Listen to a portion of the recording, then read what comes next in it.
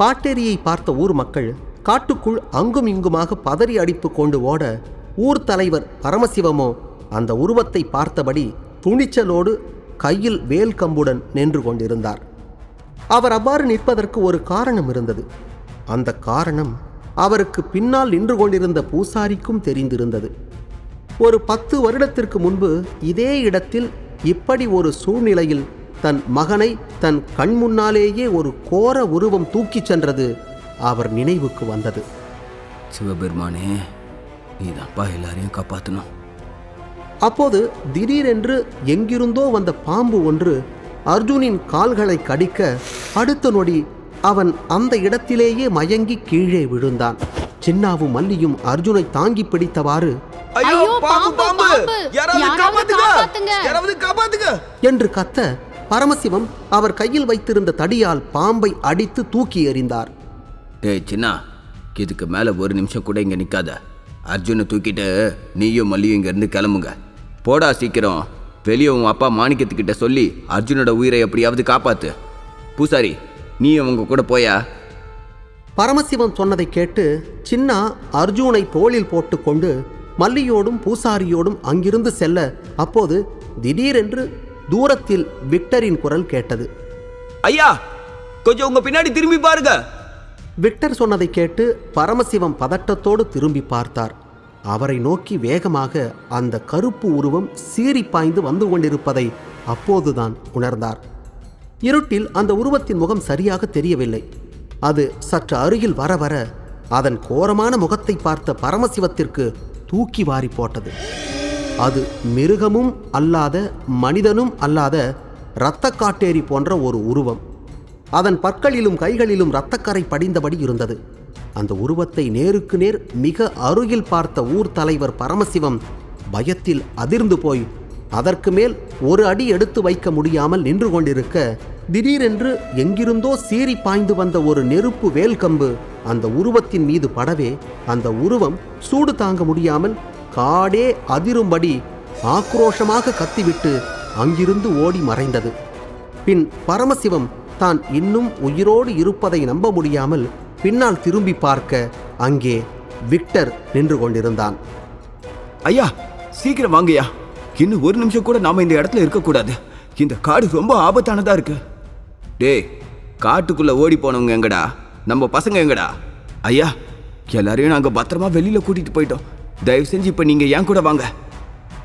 அப்போது திடீரென்று அவர்கள் அருகில் இருந்த புதர் ஒன்று அசைய, சீனுவும் விக்டரும் வேல் கம்பை பாய்ச்சுவதற்கு தயாராக இருந்தனர். அப்போது அந்த புதருக்குள் மறைந்திருந்த ரத்தினம் அலறி அடித்தபடி வெளியே வந்தார். டே டே டேய், இருங்கடா, நான் தாண்டா. யோ, இங்க உட்காந்து என்னையா பண்ணிட்டு இருக்க? அவ்வளோ பயமா இருந்தா மற்றவங்களோட வெளியே போக வேண்டியதானே? இல்லை, அது சரி சரி வா வா, ஏற்கனவே ரொம்ப இருட்டி போச்சு, சீக்கிரம் இங்கேருந்து கிளம்பலாம். பின் அவர்கள் அனைவரும் ஓட்டமும் நடையுமாக காட்டை விட்டு வெளியே வந்தனர். பரமசிவத்தை பார்த்த ஊர் மக்கள் நிம்மதியோடு எழுந்து நின்றனர். ஐயா, வந்துட்டீங்களா ஐயா? உங்களுக்கு என்னமோ ஏதோன்னு நாங்கள் எல்லாரும் பதறி போயிட்டோம். ஆமாம், அப்படி பதறி போகிறவங்க தான் என்னை தனியாக விட்டுட்டு ஆளுக்கு ஒவ்வொரு திசையில் ஓடி போனீங்களாக்கும். ஏய்யா, எத்தனை முறை படித்து உங்கள் எல்லார்கிட்டையும் சொன்னேன். அப்படியா தலை தெடிக்க ஓடுறது? ஏதோ கடவுள் புண்ணியத்தில் யாருக்கும் எதுவும் ஆகலை. அது சரி, உன் அளவுக்கு தைரியம் எங்களுக்கெல்லாம் வராதுப்பா.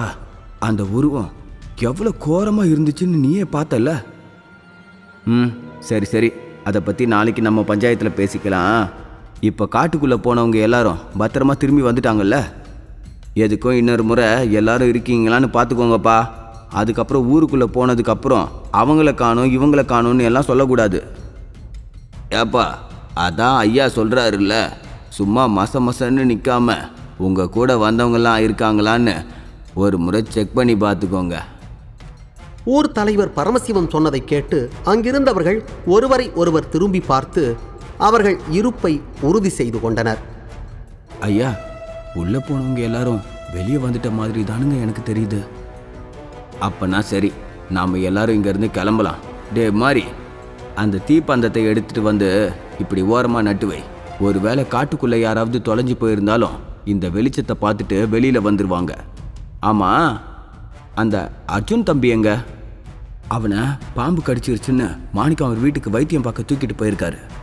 முனுசாமி செத்த விஷயம் உங்கள் எல்லாருக்கும் தெரிஞ்சிருக்கோன்னு நினைக்கிறேன். இதுக்கப்புறமாவது ஊர் கட்டுப்பாட்டை மதித்து இருட்டினதுக்கப்புறம் அங்கே இங்கன்னு சுத்தாமல் வீட்லேயே இருக்கிற வழியை பாருங்க. சரிங்கய்யா. சரி, எல்லாரும் இப்போ பத்திரமா வீடு போய் சேருங்க. அதே நேரம் இங்கே ஊருக்குள் மாணிக்கத்தின் வீட்டில் சின்னாவும் மல்லியும் சோகமாக அமர்ந்திருந்தனர். அவர்களுக்கு எதிரே விரிக்கப்பட்டிருந்த பாயில் அர்ஜுன் படுக்க வைக்கப்பட்டிருந்தான்.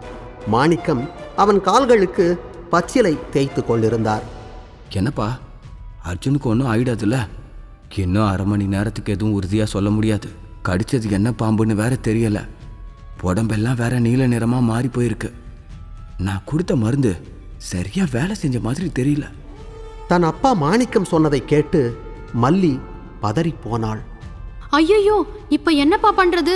பேசாம அர்ஜுனை சென்னையில இருக்கிற ஆஸ்பத்திரிக்கு கூட்டிட்டு போயிடலாமா? அதான் ஊர் தலைவர்கிட்ட கார் இருக்குல்ல. இருமா கொஞ்ச நேரம், பார்த்துட்டு என்ன ஏதுன்னு முடிவு பண்ணிக்கலாம். சென்னை என்ன பக்கத்துலையா இருக்கு? இங்கேருந்து போகிறதுக்கு 6 மணி நேரம் ஆகும். அப்புறம் அங்கே போய் ஆஸ்பத்திரியை கண்டுபிடிச்சி சேர்றதுக்குள்ள விடிஞ்சு போயிடும். ஏன்பா, போன வருஷம் நம்ம பூசாரி பேர்ன கோயில் பக்கத்தில் பச்சை பாம்பு ஒன்று கடிச்சிருச்சுன்னு ஒரு மூலிகை கஷாயம் கொடுத்தீங்களே, அதை வேணா கொடுத்து பார்க்கலாமா? நீ சொல்கிற மாதிரி அதையும் கொடுத்து கூட தான் பார்க்கலாம். ஆனால் அது புதுசாக தான் செய்யணும். சரி, நான் கொஞ்சம் வெளியில் போயிட்டு வரேன். நீங்கள் 2 பேரும் நான் வர வரைக்கும் அர்ஜுனை பத்திரமா பார்த்துக்கோங்க. மாணிக்கம் அங்கிருந்த லாந்தர் விளக்கை எடுத்துக்கொண்டு வெளியே செல்ல சின்னாவின் குரல் அவரை தடுத்து நிறுத்தியது. அப்பா, எங்கப்பா போற? மூலிகை பறிக்க தாண்டா. அதான்ப்பா, எங்கே போய் மூலிகை பறிக்க போற? கோயிலாண்டையா? ஆமாண்டா. ஏன்பா, இருப்பா, தனியாக போவாத, நானும் கூட வரேன். இந்தா மல்லி, நான் அப்பாவோட போயிட்டு வரேன். நீ அர்ஜுனை பத்திரமா பார்த்துக்கோ. மல்லி சரி என்பது போல் தலையை அசைக்க சின்னாவும் மாணிக்கமும் அங்கிருந்து வெளியேறினார்கள். அவர்கள் அங்கிருந்து சென்றதும் மல்லி சுய நினைவின்றி படுத்து கொண்டிருந்த அர்ஜுனின் அருகில் வந்து அமர்ந்தாள். பின் தன் கைகளால் அவன் தலையை கோதியபடி கண்ணீர் சிந்தினாள். ப்ளீஸ் அர்ஜுன், தயவு செஞ்சு எனக்காக பொழைச்சு வந்துரு. நீ இல்லாத ஒரு வாழ்க்கைய என்னால கனவுல கூட நினைச்சு பார்க்க முடியாது. உனக்கு மட்டும் ஏதாவது ஆச்சுன்னா நானும் எதையாவது அரைச்சு குடிச்சு அடுத்த நிமிஷமே என் உயிரை விட்டுருவேன்.